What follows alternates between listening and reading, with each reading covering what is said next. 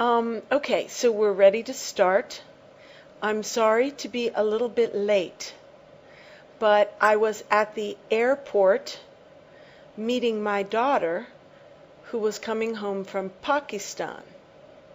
She was on a short-term mission trip, and if you would like to read her blog from her mission trip, I think I'll give you the address I think it is, and see if you can find it. It's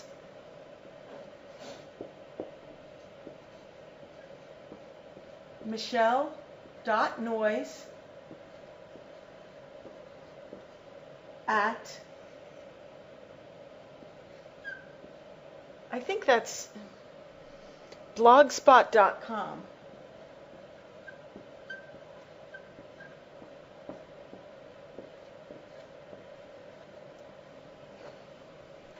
I think that's her address. So you can try to find it and read some of my daughter's writing. She was 2 months in Pakistan. She was living with a family. Oh, one moment. Is this Michelle's blog address?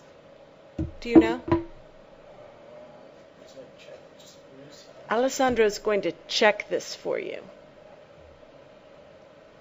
Anyway, she graduated from college, a college called William and Mary, here in Virginia, with a degree in psychology.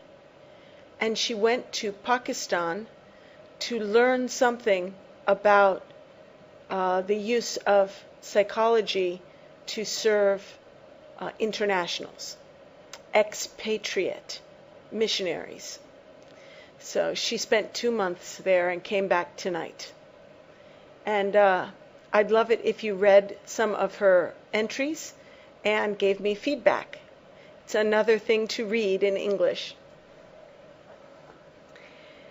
I also want to let you know that today and next week, we will not be taking questions after the class because we are pre-recording the class. My family will be going away next week to camp. And so next week there will be a pre-recorded class. So tonight and next week we are not going to take questions because we need to cut off and do some more recording tonight. So then the next week we'll be back live. Okay, the address I think may be wrong. It's michelle.noyes.blogspot.com. It's supposed to be .blogspot.com. So you should try to find it and read some of her writing. Okay, one moment. We don't have any questions this week to speak of at the beginning of class? Okay, we're going to go straight into the book. Now, we have not yet managed to make the audio tape of me reading the book for you, but we are still trying to do that. But I will move back and read straight through a little bit for the student who is trying to edit the audio into one file. Okay, so I'm going to back up a few paragraphs from where we start tonight. We are going to start on page 35.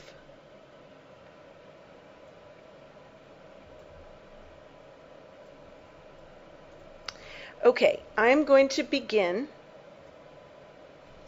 with the third full paragraph, beginning with the words, "Analysis is a process of recreation." Page 35. And I will continue reading a paragraph or two beyond where we are going to start. Okay, here we go. Analysis is a process of recreation in response to the black marks on the pages. Where's my pencil? I had a pencil. Okay, we're getting a pencil because I found it, Alessandro. When I see something we have to talk about, I have to mark it. Okay.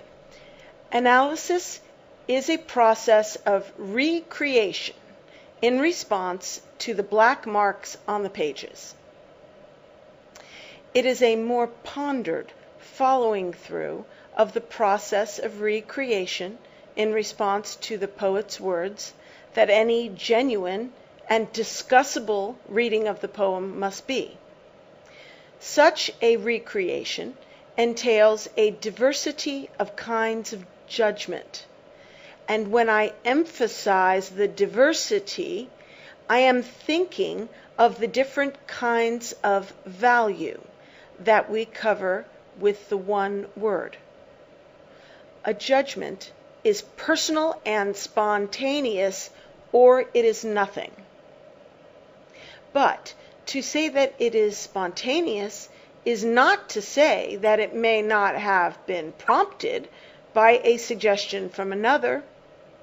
And to say that it is personal is not to say that it means to be merely that.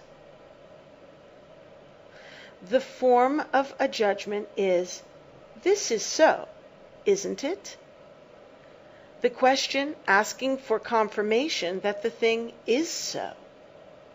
But prepared for an answer in the form, "Yes, but," the but standing for corrections, refinements, precisions, amplifications. The judgments may, by Andreski's criteria, be value judgments, but they are in intention universal.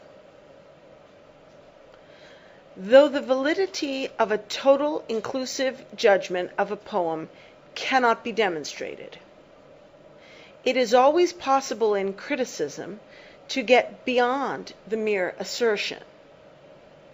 The critical procedure is tactical.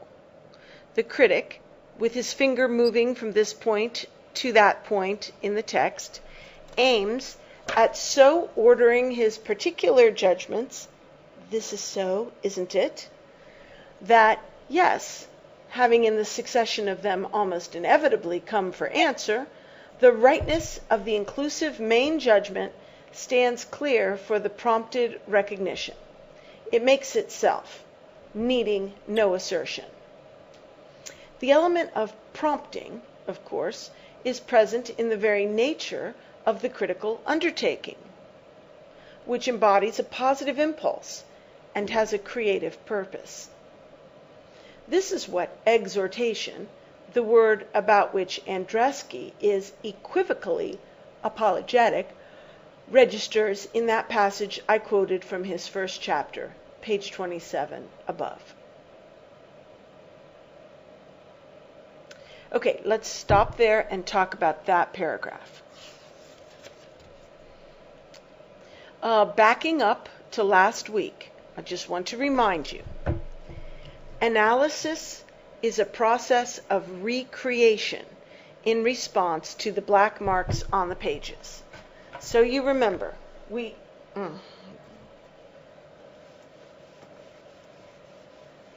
have a poet.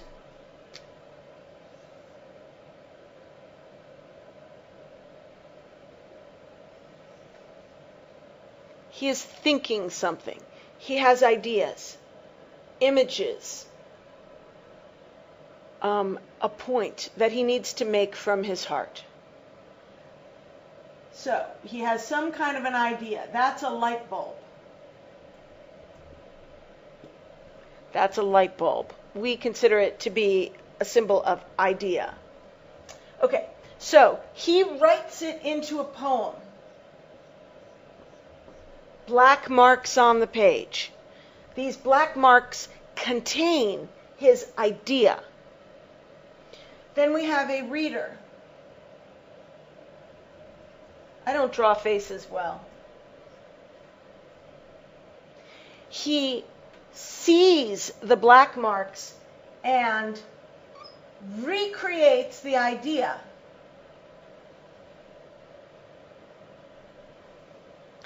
Now, he recreates the idea by tearing it down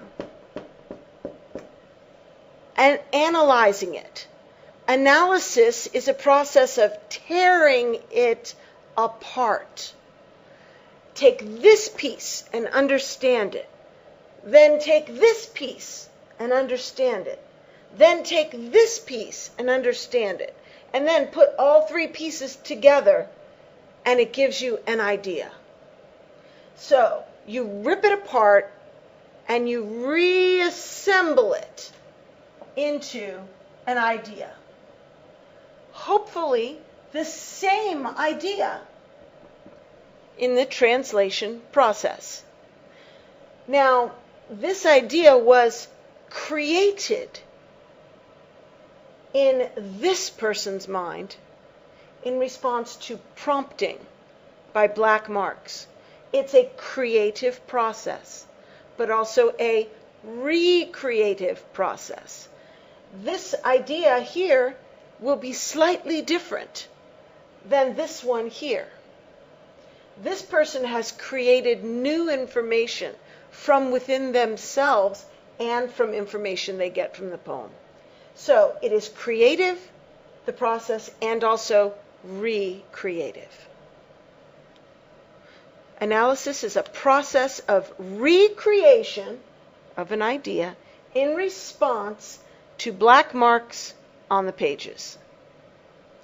Okay, it is more pondered following through the process that any discussable reading must be. So if you have a reading which is discussable, it will create ideas, but analysis will create a more faithful representation, a more dimensional idea, a deeper, more textured, more vivid picture. Analysis. Just reading it will give you something, but not as much, because you have pondered when you analyze. Okay? Such recreation entails a diversity of kinds of judgments, diversity of kinds of value judgments, which are personal. They come from inside your head. However, they are intended to be universal. So,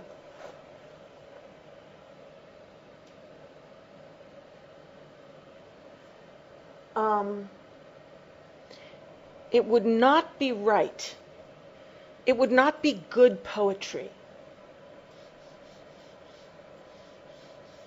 if this poet is thinking of one thing and this person comes up with a totally different image or idea. Okay. Sometimes we have art, in this country at least, where it is so non-representational that one person says, well, it means this to me, and someone else will say, it means this to me. For example, supposing I actually saw in the Smithsonian Institute of Art, in the National Gallery of Art, there was a huge painting, enormous painting. I saw this when I was a child. I was there with my father. The painting looked like this. It was a white, empty canvas with an orange dot in the middle. That's it. Nothing else. When I was a child, I became angry when I saw this, because it was a huge wall of the art gallery. And I thought, anyone can do something better than that. A child can do something better than that. And I expressed this to my father, and he said, "No, this is great art because it means something different to every person." And to me, I thought, it means an orange dot. It means nothing. It didn't mean anything to me. With a poem, when you analyze it and pull it apart, you come up with an idea, hopefully the same idea the poet intended. Your idea is not purely subjective. In the case of this, I may say, the emptiness reminds me of heaven. Someone else might say, the emptiness reminds me of hell. Someone else might say, the red speaks to me of blood. Someone else might say, anything. They could say anything at all. The opinion is purely subjective, and the meanings drawn are not meant to be universal. So, it is not that way with analysis of literature. With analysis of literature, there is a meaning, and the critic seeks to discern the true meaning in all of its depth.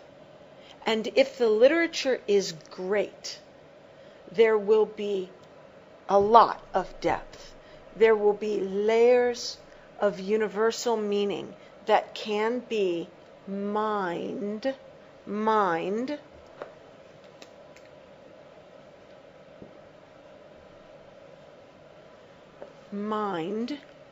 from the piece of literature. To mine is to seek for coal in the ground, or to seek for jewels or gold. Miners go down into the ground and dig for something valuable. In the same way, in literature, we mine the depths of a classic piece of literature for all of the jewels and valuable nuggets of truth, universal truth, which are there. That's if it's good literature. Okay, so when a student or a critic, or students and critics, analyze literature, they are looking for something that has independent reality, for universal truths, for something that the poet or the author intended to hide within the piece.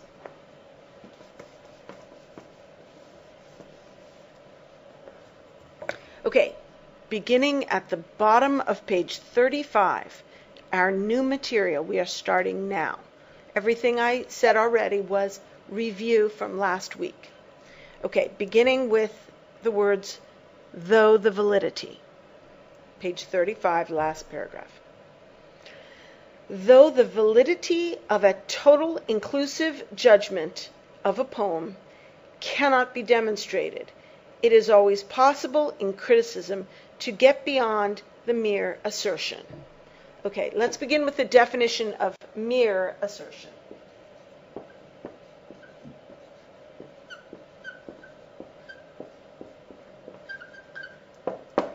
This marker needs to be replaced. I'm going to try this one now. If I am in a court of law or in an argument or debate, and I make a statement with no proof, it is a mere assertion. If I assert something, it means I state it as though it were true. However, it may be true or it may not be true. It must be proved. If something has no proof, or if I myself have not brought forth proof, I have only asserted it. So this could be just my opinion, purely subjective. Okay, so mere assertion is my opinion without independent verification. Okay, that's what mere assertion is. Let's look at the first clause. Though the validity of a total inclusive judgment of a poem cannot be demonstrated. All right, let's talk about what the validity of a total inclusive judgment of a poem means.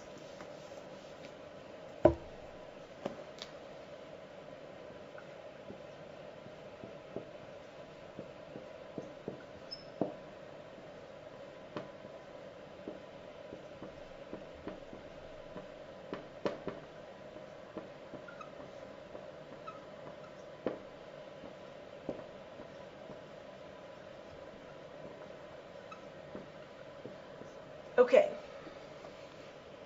let's start with total inclusive judgment.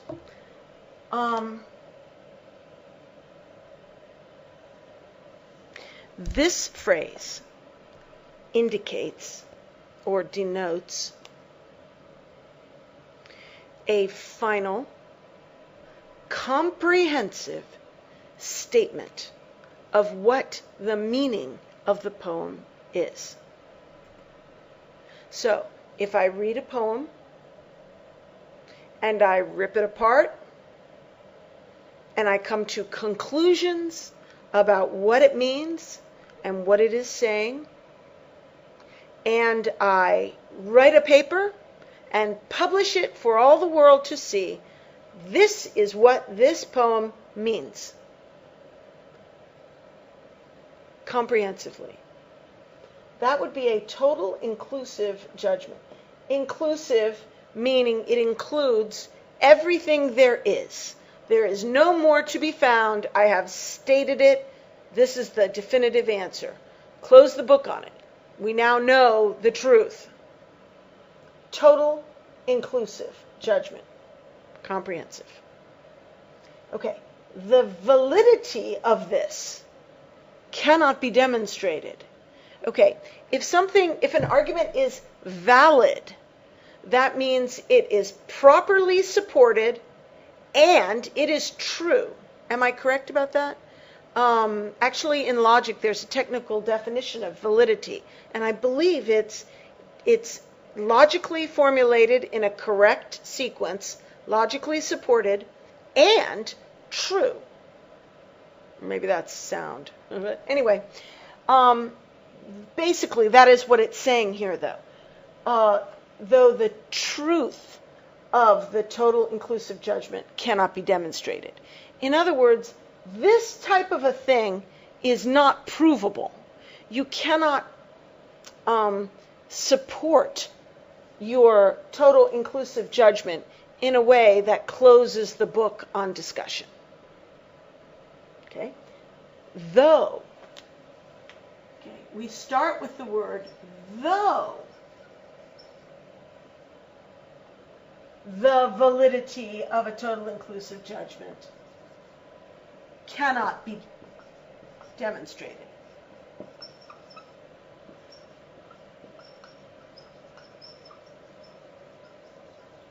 Okay, when we have the word though, we expect after this phrase something completely different, something contrary that will say the opposite. So, though this is not valid, cannot be proven, yet it is always possible in criticism to get beyond the mere assertion. Okay, so what they're saying is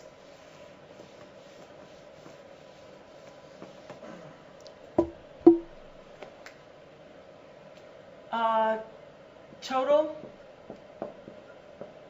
inclusive judgment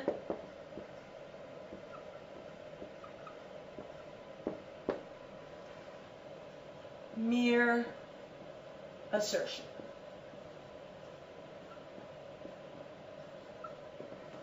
These are polar opposites. These are at the extremes of the spectrum. Okay? This is I know everything, and what I say is objective, verifiable, provable, real, correct. This is, well, it's my opinion. Nobody else agrees with me. I just thought that. I have no proof. Okay? What they're saying is, although this is not the case, yet this is not the case either.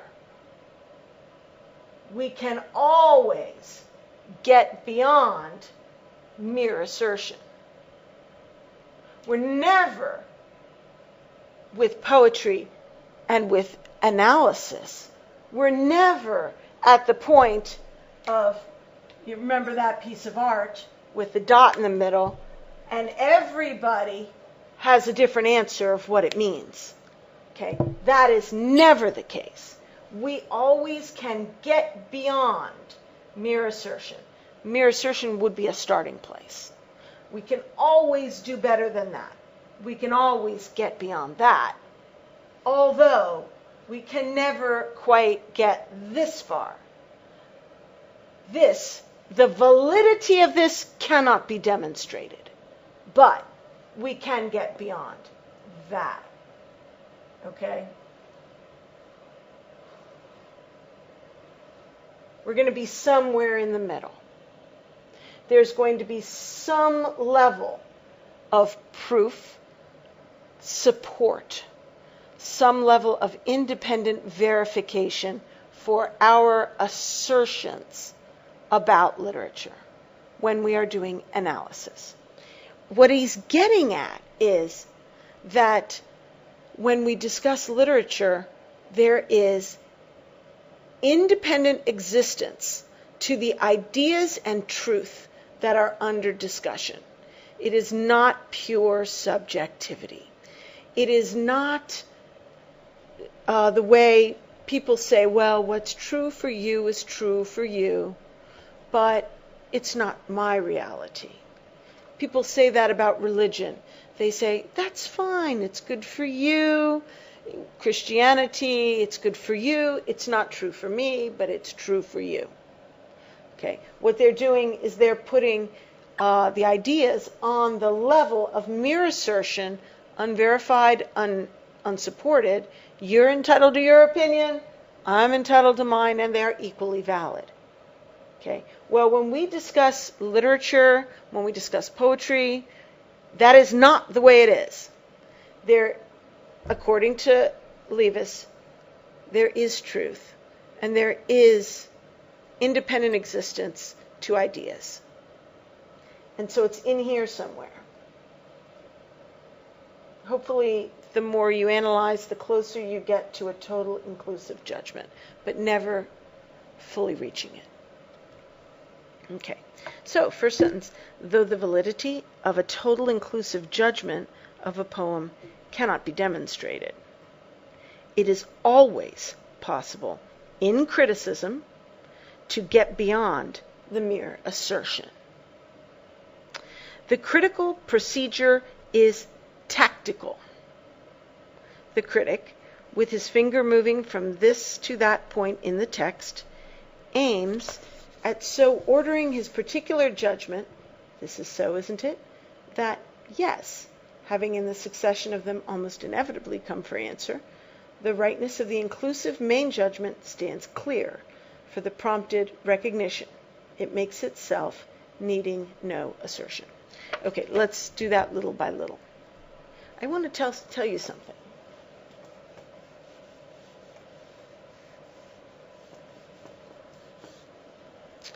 When I was a child and a teenager, I went to Catholic school.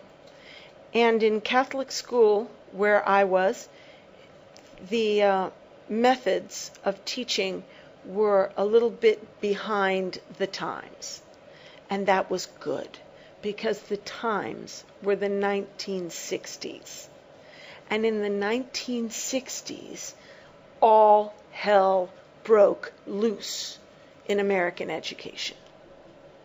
In the 1960s, when I was maybe 6, 7, 8 years old, they took classrooms and tore down the walls so that the students would be in a more open environment. And the classes of students were held around a teacher with no wall, so the noise was crazy. And the order and discipline, there was no order and no discipline. And learning, really broke down in those years. However, I was in the Catholic school where we continued to have walls. So I sat in a classroom with desks in rows, and when you wanted to speak, you had to raise your hand and stand to address the teacher. And when we discussed literature, we were required to point. See, this is the page.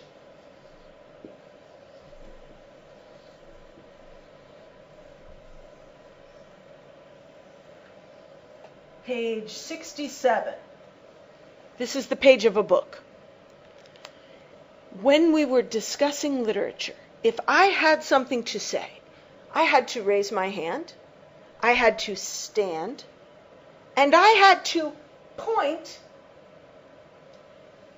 to the place on the page that supported my observation. I couldn't just say, I think the whale in Moby Dick represents mankind. I couldn't say that. I had to say, on page 67, when the old man sees Moby Dick in the distance and says whatever, at that moment, Moby Dick seems to be representing, the adversary for the man or something. I had to support with chapter and verse, with page and line, with my finger pointing to it before I was allowed to speak. That is how we discussed literature in Catholic schools, which were behind the times. They were more classical. Now, I read Levis, and he says, the critical procedure is tactical. The critic, with his finger moving from this point to that point in the text, aims at so ordering his particular judgments, this is so, isn't it? That, yes, having in the succession of them almost inevitably come for the answer, the rightness of the inclusive main judgment stands clear for the prompted recognition. It makes itself, needing no assertion. There's a phrase in English that we use for salesmen. Salesman, yeah.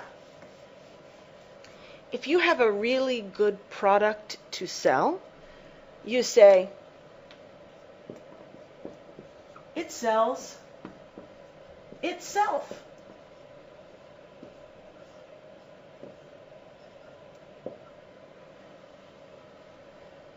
I am selling knives, door to door, knock on the door, show the knife set to the homemaker. And if she will allow me to do a demonstration, the knives sell themselves. I don't have to say a word. All I have to do is get her to slice one tomato, and she buys the set. It takes no work from the salesman. The product sells itself. Here we have a sentence by Levis saying, The rightness of the, I'm on page 36, top of the page, the rightness of the inclusive main judgment stands clear for the prompted recognition. It makes itself, needing no assertion. It makes itself. Okay, now how does it make itself? Well, the critic, his procedure is tactical. He has an argument in mind which has several points, several planks, several steps of logic. So he goes to the text. Now, he is not a school child raising his hand, making one point by pointing to one phrase. He is an adult who has pondered deeply, thought, maybe written, considered, and lived the book. So he is making several points. Here's my page again. Maybe he gets one point from here, and then a point from here, and then a point from here. And he says, so he makes his presentation. When the old man sees Moby Dick, he says thus and such. And earlier in the morning, when he was thinking about Moby Dick, he thought thus and such. And then, when he was talking to so-and-so about Moby Dick, he said thus and such. Therefore, it is clear from the text that Moby Dick is a type of the man's sense of anger toward himself. Something like that. So, he makes his inclusive, what does he call it? An inclusive main judgment?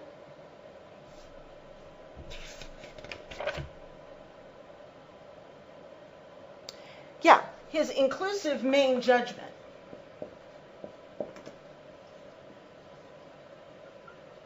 That's his assertion, the assertion that Moby Dick represents something, XYZ, to the man.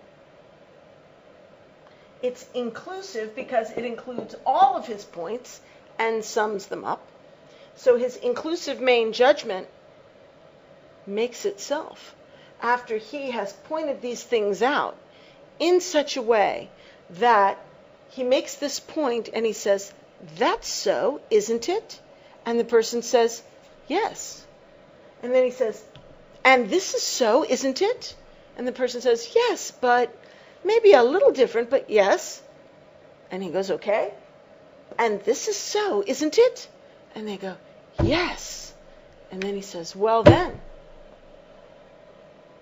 this is so. And by this time, the hearer is thinking it themselves.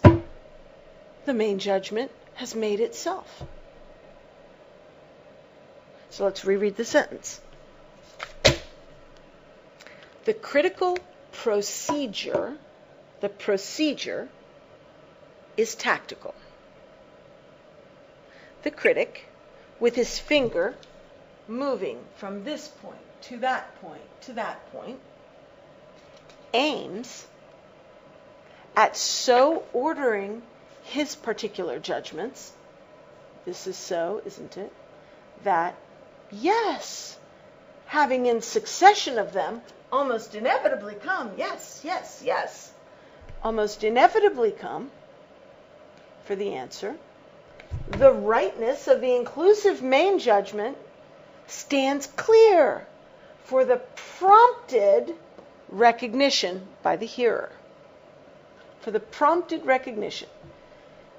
It makes itself, needing no assertion.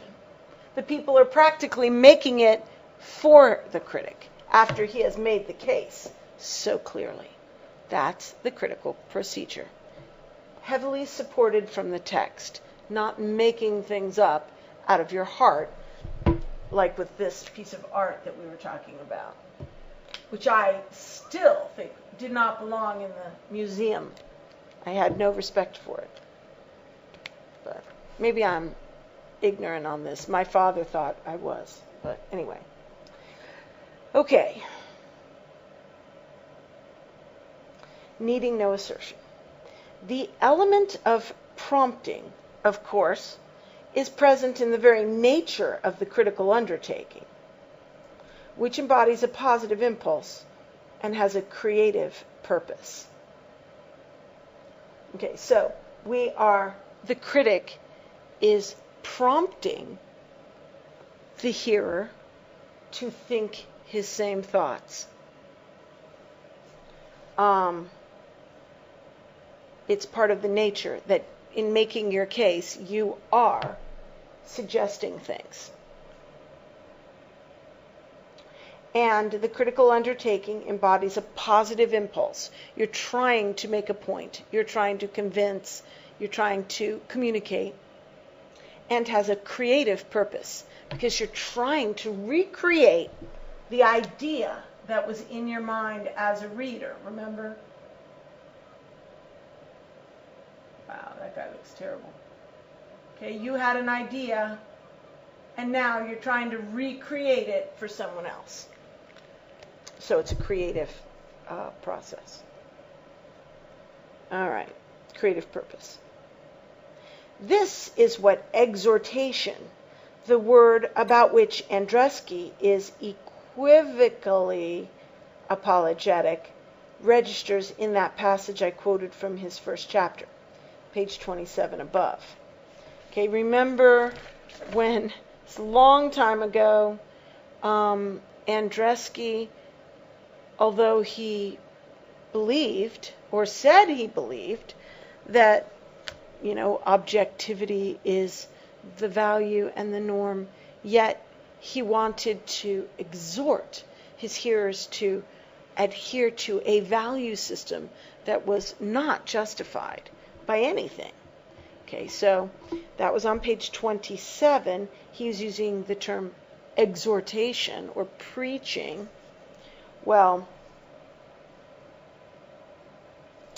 this is what, see, in this case, we are exhorting, we are prompting, we are, in a sense, trying to influence the thinking of the hearer. And Andreski also wants to do that, but he was equivocally apologetic. Equivocal means double-minded. It means he, on the one hand, felt this way, but he also felt that way. He was split. He was inconsistent. Okay? So, on the one hand, Andreski wanted to prompt and exhort and influence and manipulate, and on the other, he eschewed those activities and said that they ought to be eschewed. Eschewed is this word, E-S-C-H-E-W.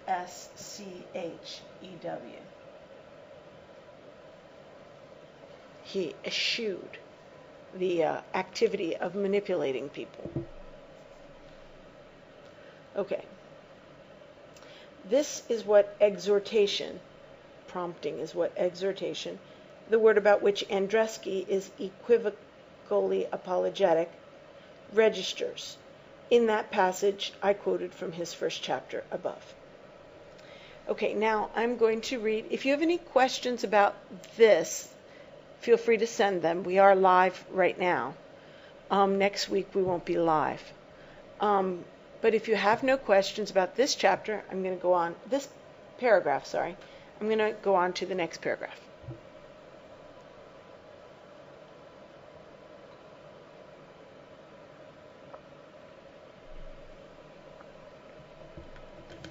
Okay. I'm going to read the whole thing. It's for the person who wants to do the audio.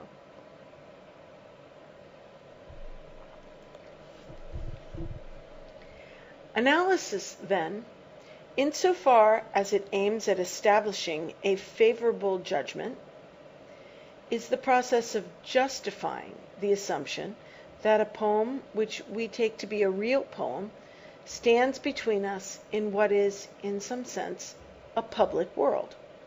Minds can meet in it, and there is so essential a measure of concurrence as to its nature and constitution that there can be intelligent, that is, profitable, differing about what precisely it is. It is neither merely private nor public in the sense that it can be brought into a laboratory, quantified, tripped over, or even pointed to. The only way of pointing to particulars in it is to put one's finger on given spots in the assemblage of black marks on the page, and that assemblage is not the poem. The poem is a product, and in any experienced actual existence, a phenomenon of human creativity, the essentially collaborative nature of which it exemplifies in diverse and distinguishable modes. And yet it is real.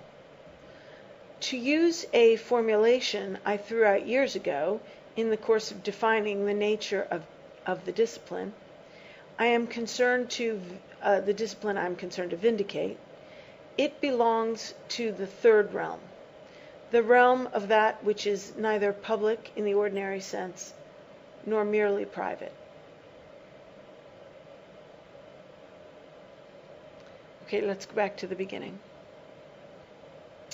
Analysis, then, insofar as it aims at establishing a favorable judgment, is the process of justifying the assumption that a poem which we take to be a real poem stands between us in what is, in some sense, a public world.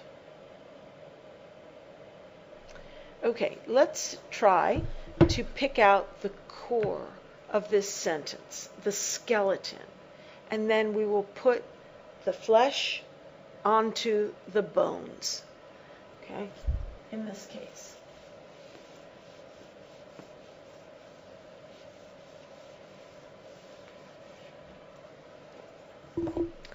Analysis is the process of justifying the assumption that a poem stands between us in a public world.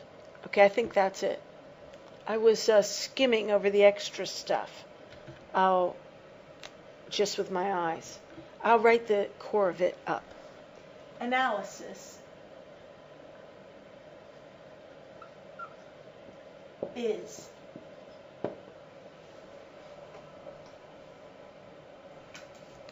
the process of justifying the assumption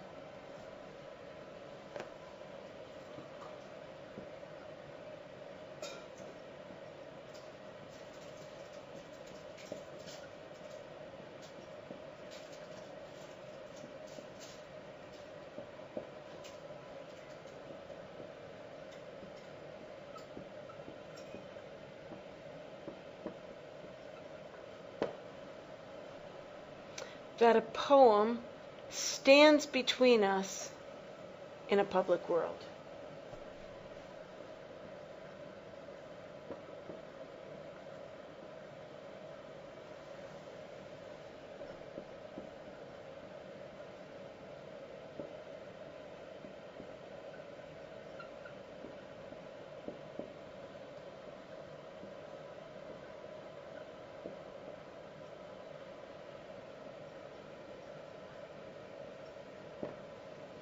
Okay, I think I'd like to put in my little brackets of where there's additional information. Okay, right here.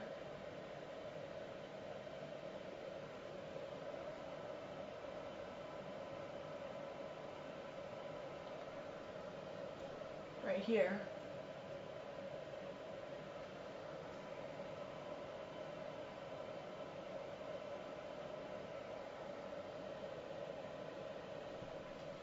Sort of right here. Okay, so let us look at this sentence first. because this sentence isn't very easy to understand, even in its simple form. Analysis, the fact that we look at something and rip it apart, understand it rigorously, and attempt to recreate it from the model on the page.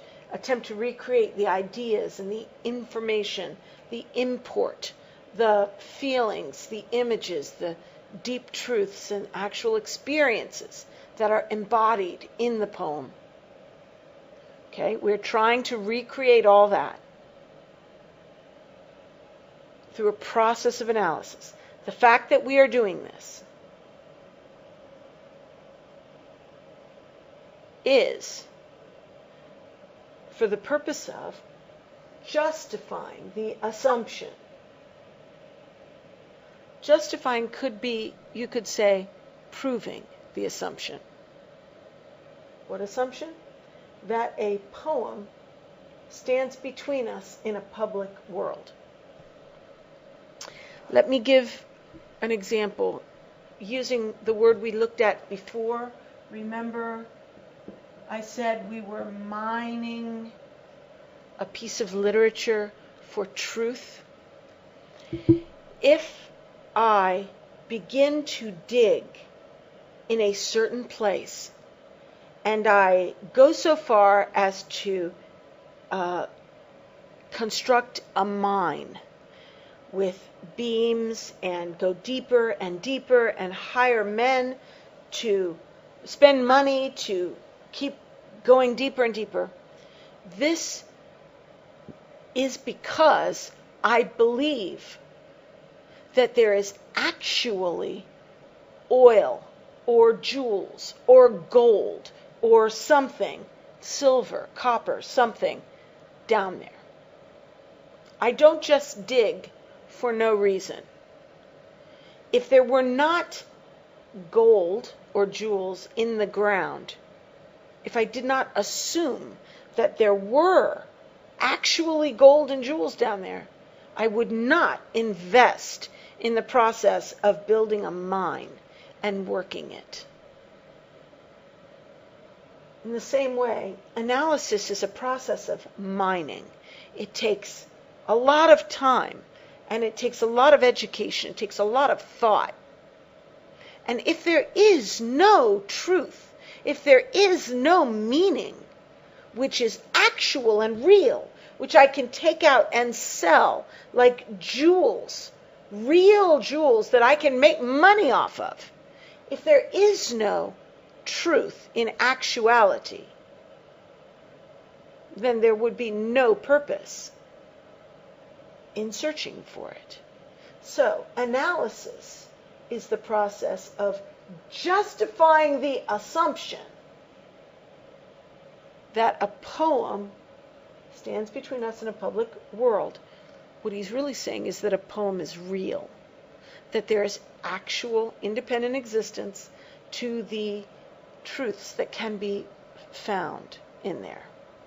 And they're there to be found. I'm not making them up out of my own head, subjectively.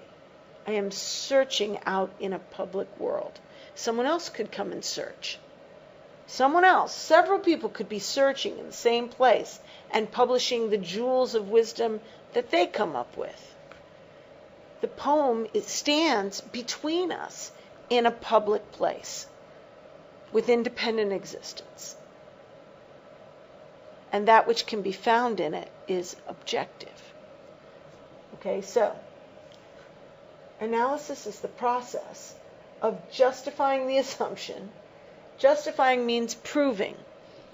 Analysis proves the fact that the poem stands between us and a public world. So mining proves that there really was gold in the ground right there, because I'll get the gold out and everybody can see it and agree upon it and confirm it. Okay, so analysis proves the validity of the poem's existence the way mining proves the fact that there are jewels in the ground at a given location. Let's look at what goes in here.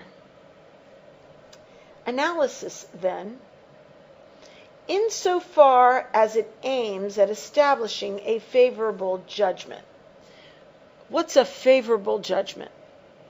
A favorable judgment is when the hearer agrees with the critic.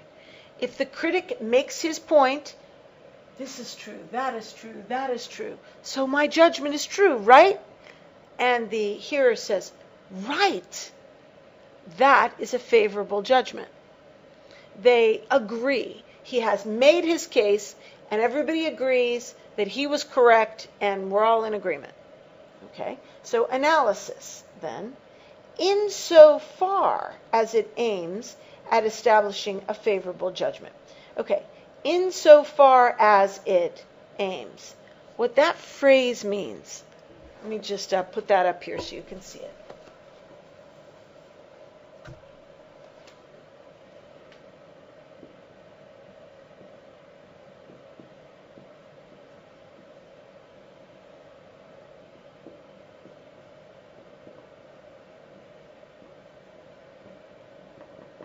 Creating a favorable judgment.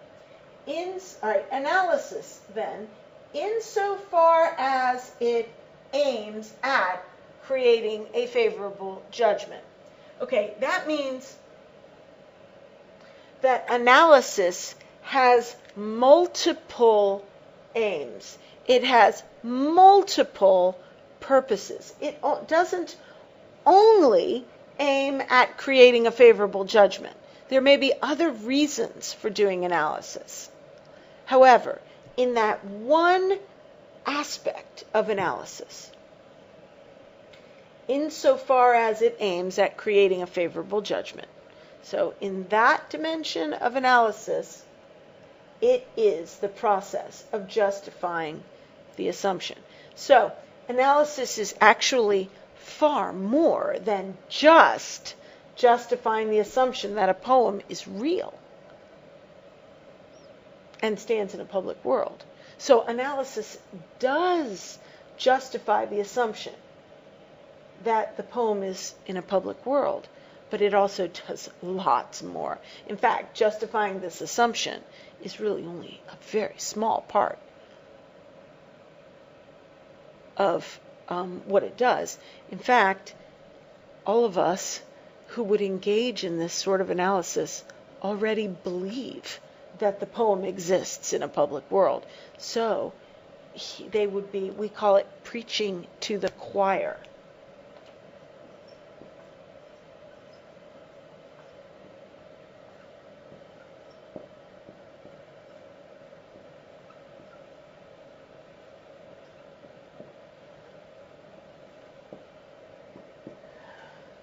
Preaching to the choir is an idiom that means making a point that someone already believes. So if you try to convince me that abortion is bad, you are preaching to the choir because I already believe that abortion is bad. So there's no point in preaching to the choir. The choir already agrees with the preacher. The choir stands behind the preacher and supports him. So to preach to the choir, there's no point. They already agree. Well, analysis as a process of justifying the assumption that a poem is real is completely unnecessary among those of us who practice analysis.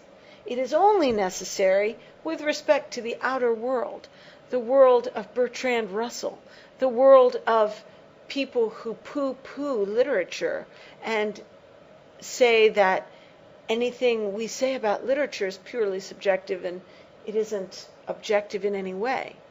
Okay, so it's only a very small aspect of analysis that it justifies the assumption that a poem stands between us in a public world. However, insofar as analysis aims at creating a favorable judgment between people collaboratively where we all agree, insofar as it aims in creating agreement, it is justifying the idea that the poem stands between us in a public world. You are there, I am here, the poem is here, and we come together and we agree on the meaning of the poem as it stands between us in a public world. And that justifies the assumption that the poem is out here. The poem is not here, and it's not in the poet's head only. It exists. And everybody can see it from all angles, and we can all agree on it. So, analysis. Insofar as it aims at creating a positive judgment, is the process of justifying the assumption, we all assume this, except people like Russell, that a poem, let's see what we have here, that a poem, which we take to be a real poem, so we could just write in the word real, a real poem. A poem is real.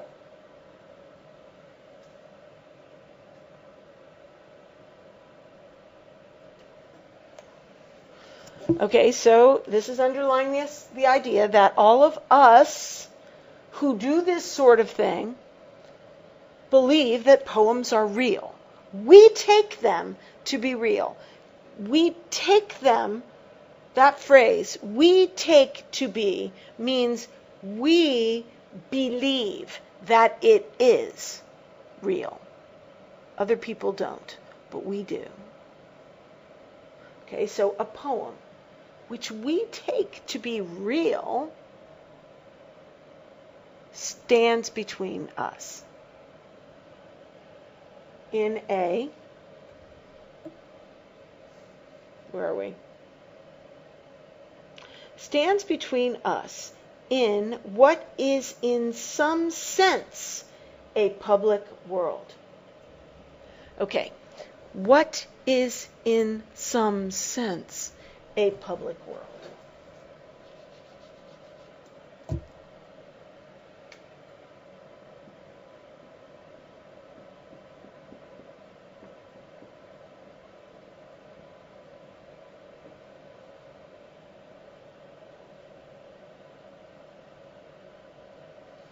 Stands between us in what is in some sense a public world. Why do you think he needed the phrase, what is in some sense a public world? Well, the phrase, what is in some sense, kind of has a feel of what we call backpedaling. I'll give you that. Write that down for you. Backpedaling.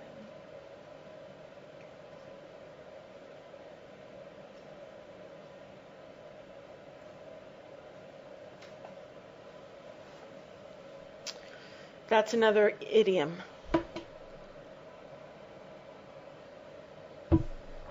If you are riding a bicycle, you pedal forward.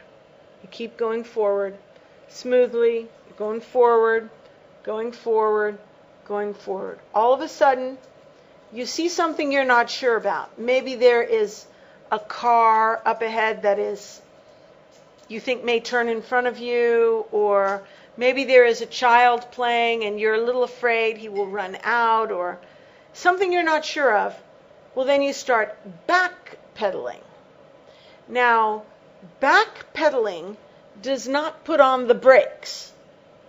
It's not like you see something you have to stop, hit the brakes. No. Backpedaling is what you do when you want to stop the forward acceleration. Pull back a little, but you've got your eye on the situation. It's a little bit tenuous. Okay. What is in some sense has a feel of backpedaling.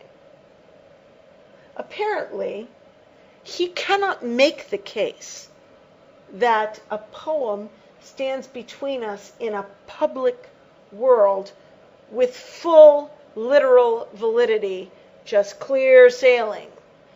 He has to qualify it. He has to say,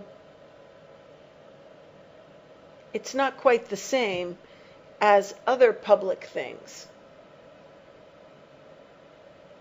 It's not quite something you can take in your hands or trip over or something like that. It is in some sense a public world. So he is going to have to say more about in what sense it is public and in what sense it is not public. Okay, so what is in some sense holds in reserve, that it's not completely that way. It's that way in some respects, but not others. Okay, so let's read the whole sentence now. Analysis, then, insofar as it aims at establishing a favorable judgment, is the process of justifying the assumption that a poem which we take to be a real poem stands between us in what is, in some sense, a public world. Minds can meet in it. Okay, he is moving forward with this idea. In what sense is it public? Okay, he set himself up with this phrase, what is in some sense, and now he's moving into that idea. Minds can meet in it, and there is so essential a measure of concurrence as to its nature and constitution that there can be intelligent, that is profitable, differing about what precisely it is. Okay, I'm going to erase again so we can understand this sentence.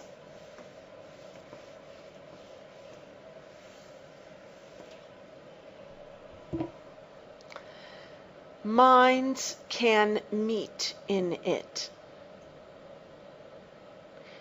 Remember our visual idea of the poem standing between us. This poem on a piece of paper with words, little black marks, contains the information which will prompt me to get an idea, an image, some idea of truth. It will not be exactly the same as what the poet thought, but somehow I will come together with the poet and have commerce, and I will come away with an idea that resembled his idea. And a third person may come to the same poem, maybe with me, and we can talk about it and analyze it together. And I can say, well, this is so, isn't it? And the other person will say, yes, but I don't quite see it that way. I think it's a little bit this way.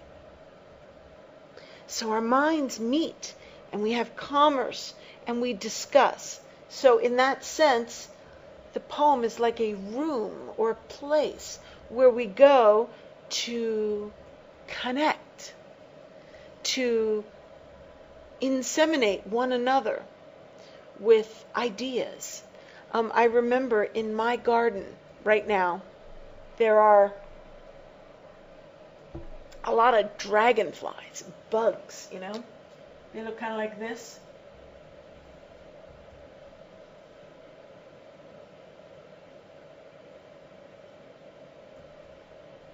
Okay, that's a dragonfly. And they fly around.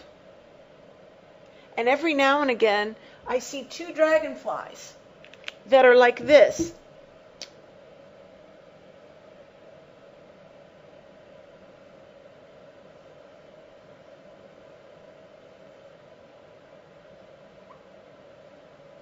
And they're flying around that way for quite a long time. They're just connected. They have met in the air, and they are having commerce, and they are giving to one another. In this case, they're obviously mating, but we could think of it as giving ideas back and forth, which create new ideas in us. So a poem can be a meeting place where minds come together for a fairly brief time, cross-pollinate each other, and come away with something new, something from the other, as well as something from my own. Okay, so there is that. But in addition to that, okay, this is, I think, a key part of the sentence. There is so essential a measure of concurrence as to its nature and constitution that there can be intelligent, that is profitable, differing about precisely what it is. Okay.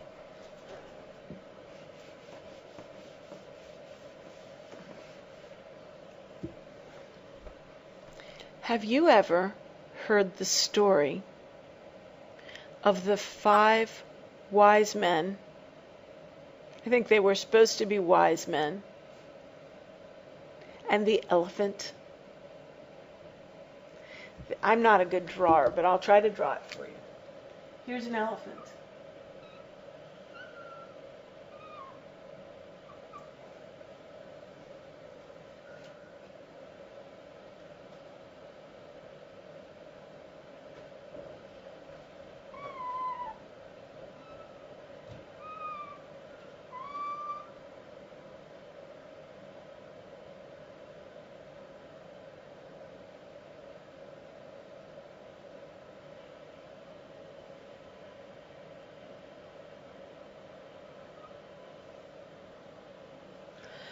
Okay.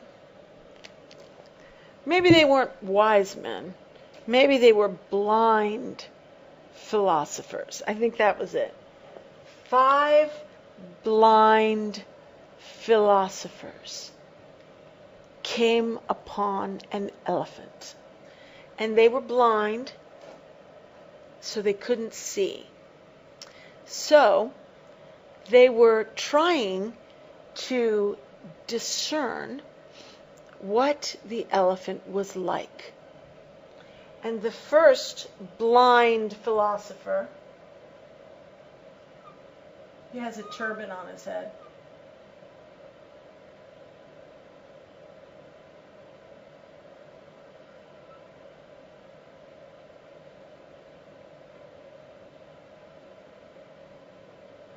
The first blind philosopher came upon the elephant at its tail. And he said, an elephant is very like a snake. And another blind philosopher came upon, he has a turban also, the elephant.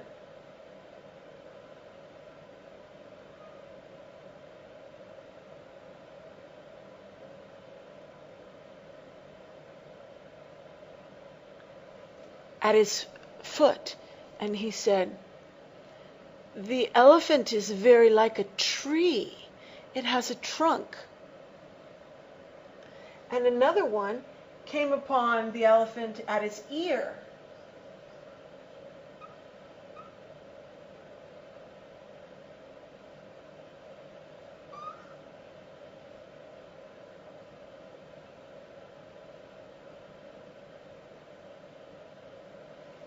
And he said, the elephant is very like a sail of a ship.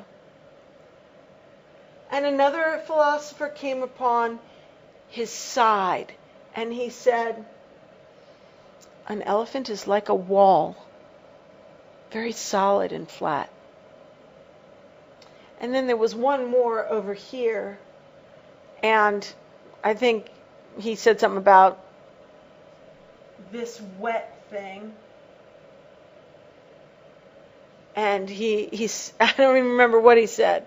But anyway, you get the impression that the philosophers had no agreement at all about what an elephant was.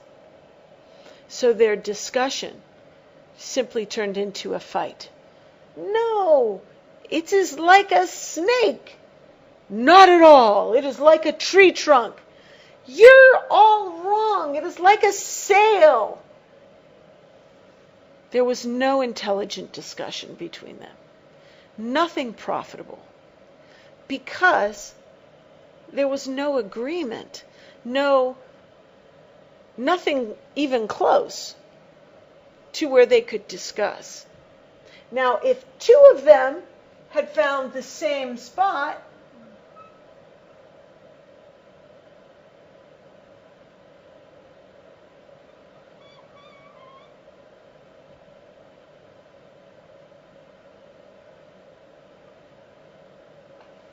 then they could have had a conversation. They could have said, I think it's like a sail. And the other would be, no, it's more like a blanket. It's hairy and warm. And the other would say, yes, but it's upright and it flaps in the wind. And the other would say, that is true.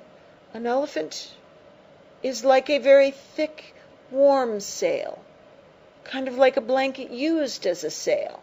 And there would become agreement because of intelligent discussion.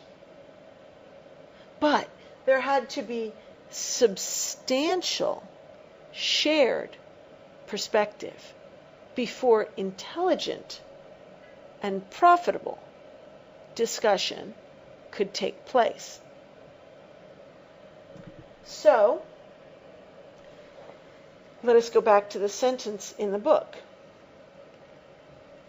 Minds can meet in it, and there is so essential a measure of concurrence as to its nature and constitution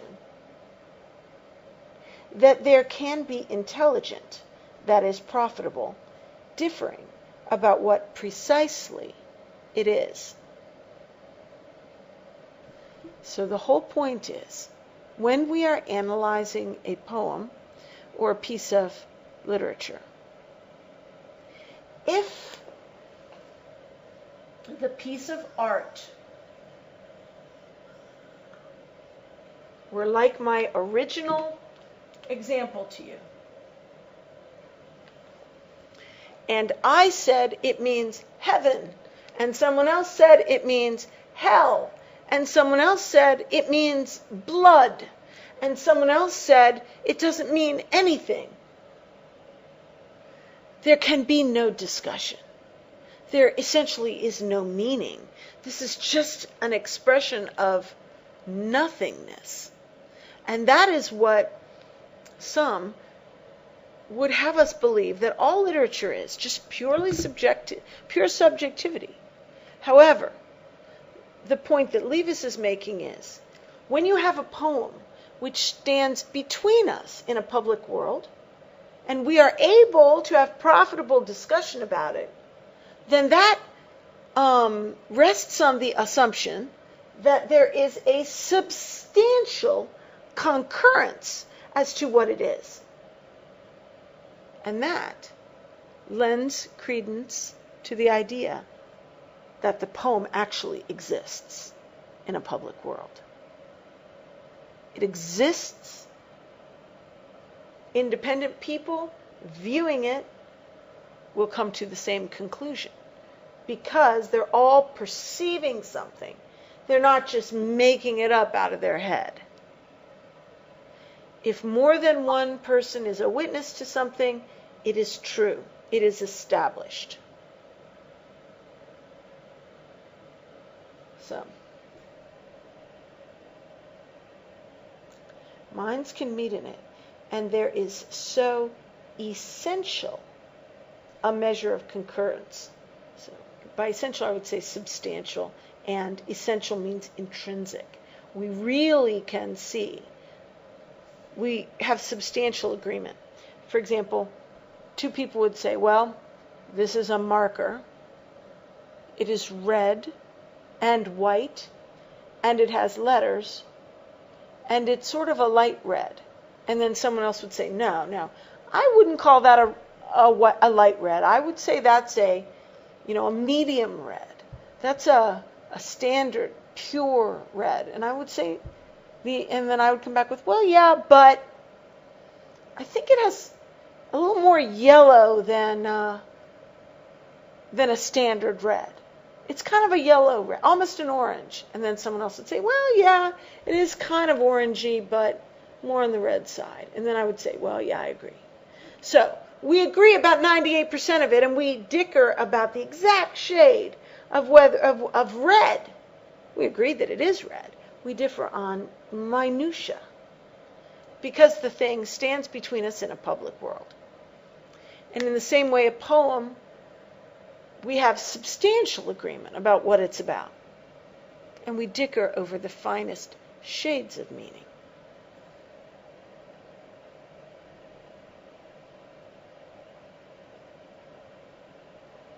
Okay, I'm thinking we should stop here.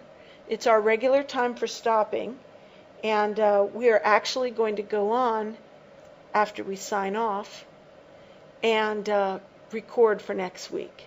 So why don't we go ahead and stop here, and I will see you next week. I will be pre-recorded, so I won't be able to respond. But the following week, I'll be back. So if you would like to read Michelle's blog and send some feedback, that would be wonderful. And if you would like to ask any questions or give any comments, I'll deal with them in 2 weeks from now. See you later.